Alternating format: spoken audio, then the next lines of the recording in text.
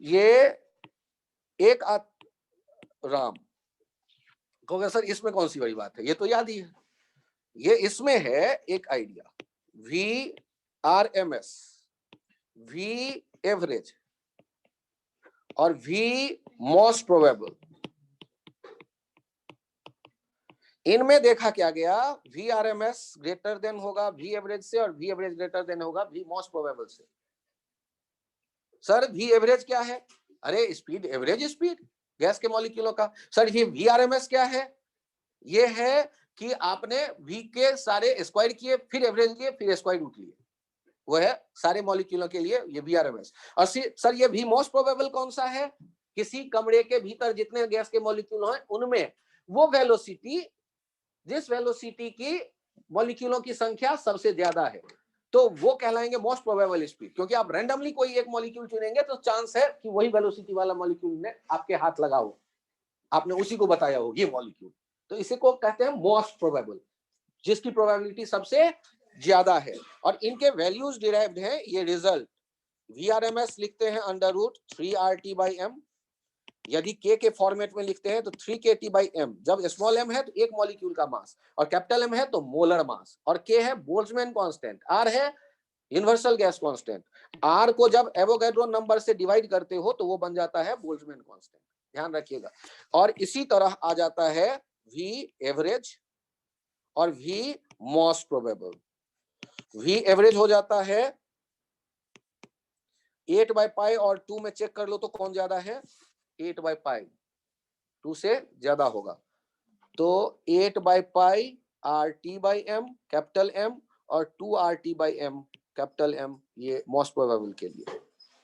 ये एक ऐसा क्वेश्चन है जो KTG टॉपिक जब हम डिस्कस कर रहे होते हैं तो वहां पर चर्चा में आता है, लेकिन इनका डेरिवेशन जैसे मोस्ट प्रोबेबल का अपने सिलेबस के स्कोप से बाहर है, अपने सिलेबस के स्कोप से बाहर है। आप डिराइव कर सकते हैं लग भीड़ करके, लेकिन कोई आवश्यकता नहीं है, आपको ये रिजल्ट याद रखने हैं।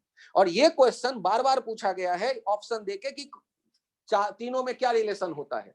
और इसके साथ एक पॉइंट ध्यान रखिएगा स्टार मार्क देकर के बगल में भी, ये एवरेज वेलोसिटी जो होगा,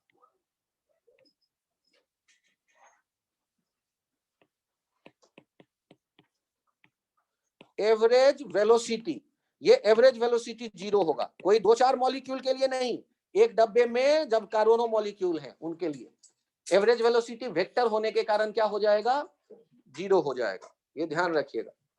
और ये एक कॉमन क्वेश्चन है रूट मीन, स्क्वायर, एवरेज और मोस्ट प्रोबेबल में। सर फॉर्मूला साफ सुथरा लिख करके बताओ। फॉर्मूला साफ सुथरा एक बार लिखना चाहें तो यहां देखिएगा, ये VRMS से कम हो गया 8/π RT/m और इससे भी कम हो गया 2RT/m। स्क्वायर रूट वो पूरा का पूरा जो डाटा है वो स्क्वायर रूट के भीतर है, ध्यान दीजिएगा, ये नहीं कि ऊपर में केवल स्क्वायर रूट है, स्क्वायर रूट पूरे डाटा के ऊपर है, ठीक है। और सर वो के वाला क्या तीनों में लिख सकते हैं? हाँ वो के वाला भी तीनों में लिख सकते हैं। सर आपने लिखा क्यों नहीं, इंसान आलसी होता है, के वाले तीनों में ले सकते हैं आप, ठीक। तो ये VRMS, V average, V most probable, ये बहुत इंपॉर्टेंट वैल्यू है। बार बार ये आपके KTG जब SC वर्मा का बना रहे होंगे उस चैप्टर में आपके मिलेगा। यहाँ ये चित्र ध्यान रखिएगा ना कि यदि हम लोग बात करते हैं किसी बर्तन में गैस के मॉलिक्यूलों का, तो बहुत तरह के मॉलिक्यूल होते हैं, बहुत तरह के वेलोसिटी वाले मॉलिक्यूल होते हैं। यहाँ है उनका नंबर, V और DV के बीच में जो वैल्यू है वेलोसिटी है उनका, dN/V और V का एक ऐसा कर्व बनता है। इसका इक्वेशन भी किताबों में है, कहां से आया है तो मंगल ग्रह से, मतलब हमें नहीं बताया गया, सीधे डाल दिया गया, और वो भी कोई जरूरी नहीं है, NCERT में नहीं है। तो आपको ये ग्राफ ध्यान रखना है, ये नंबर DV से V+DV के बीच में जो मॉलिक्यूलों की संख्या होगी, यदि वो DN है तो dN/dV एक एक्सिस पे लेते हैं, V एक एक्सिस पे लेते हैं। तो अब इसमें देखिए, यदि ये होगा जिसके नंबर सबसे ज्यादा है वो होगा V मोस्ट प्रोबेबल, उसके बगल में कहीं होगा V एवरेज, और उससे आगे कहीं होगा VRMS। आगे क्यों लेते जा रहे हैं, ज्यादा ज्यादा इसलिए। और ये किसी खास टेम्परेचर पे है रूम, यदि मैं टेम्परेचर बढ़ा दूं, तो क्या VRMS, V एवरेज, VMP यही रहेगा या शिफ्ट होगा, किधर शिफ्ट होगा, तो वो सारे मॉलिक्यूलों के स्पीड बढ़ जाएंगे और ये किधर शिफ्ट हो जाएगा, आरएमएस अंडर रूट टी पे सब डिपेंड कर रहे हैं, तो सारे के सारे शिफ्ट हो जाते हैं कुछ, आप इस टाइप के इनके लिए सोच सकते हैं T dash greater than T पे, तो इनके लिए फिर से देखिएगा ना चेंज होने लगेगा पोजीशन, सारे शिफ्ट हो जाएंगे। मोलर मास कम कर देंगे, फॉर्मूले से सोचिएगा कौन किधर बदलेगा, किधर शिफ्ट करेंगे, वो अपना अंदाजा लगाइएगा।